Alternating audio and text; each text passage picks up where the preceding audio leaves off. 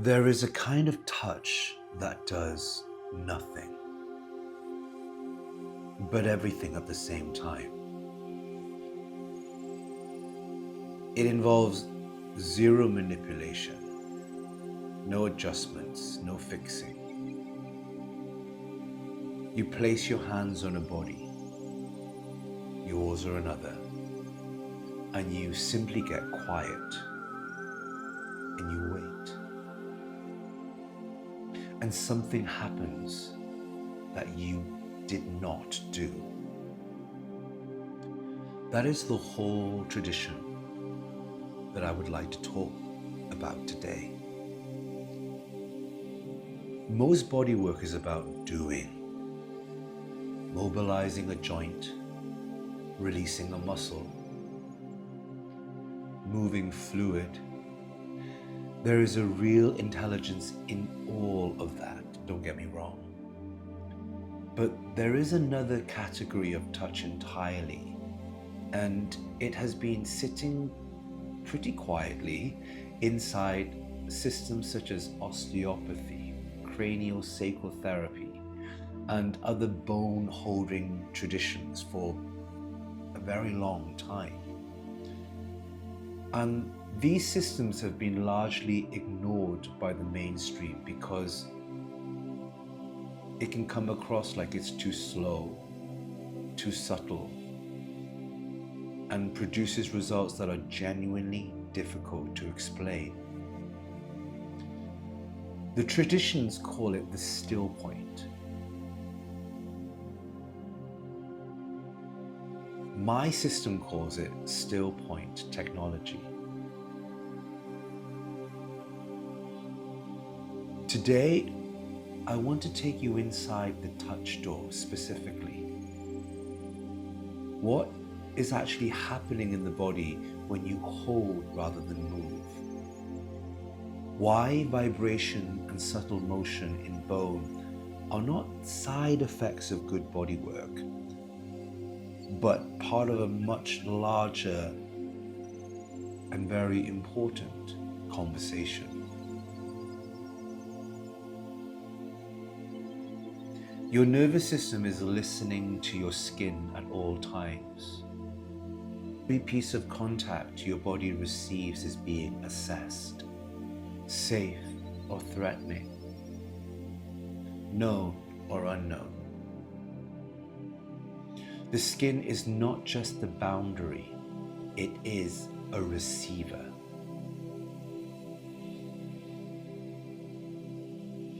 When you place hands on a body with sustained, unhurried, non-demanding contact, the nervous system reads that as safe. And it's not because you told it that this is a safe space, but because the quality of the touch said so. The pressure is consistent. The temperature is neutral. The hands are not chasing somewhere to go. And nothing is being asked. That quality of contact is a specific input. And the nervous system responds to it the way it responds to any input that is genuinely non-threatening. It begins to downregulate. The breath slows.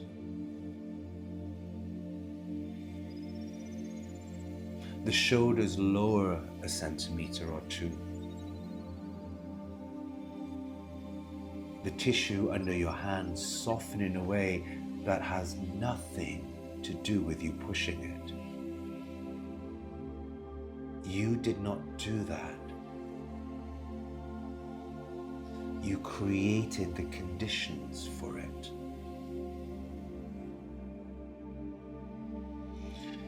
William Sutherland was an osteopath working in the 12th century who became obsessed with something his teachers told him was impossible.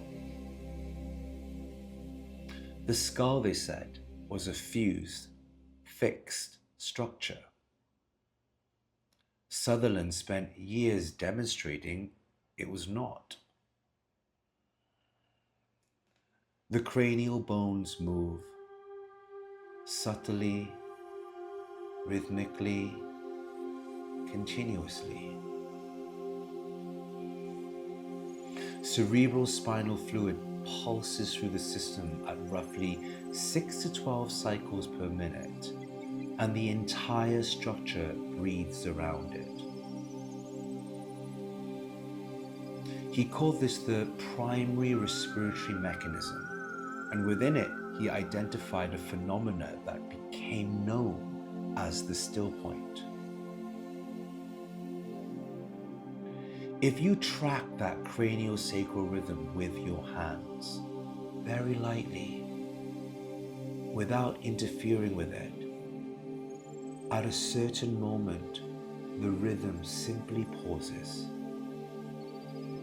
The system takes a breath between breaths.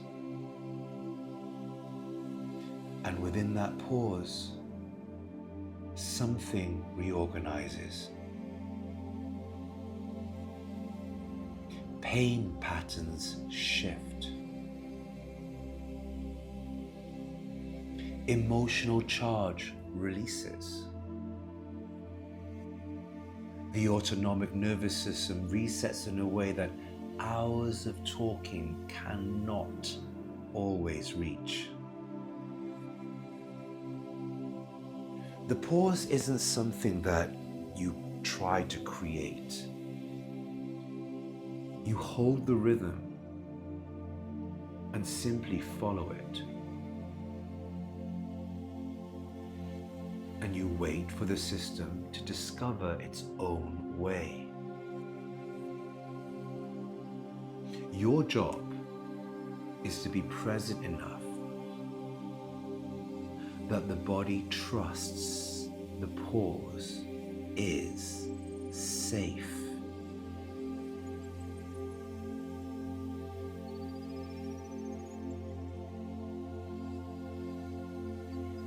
Now there is a moment that is very interesting for practitioners. When bone vibrates and things start moving. Bone is not inert. Most people carry a picture of the skeleton as a static scaffold. That picture is not accurate. Bone is piezoelectric. Mechanical pressure on bone generates an electrical charge. That charge influences cellular behavior, fluid movement, and the tension patterns of everything attached to it.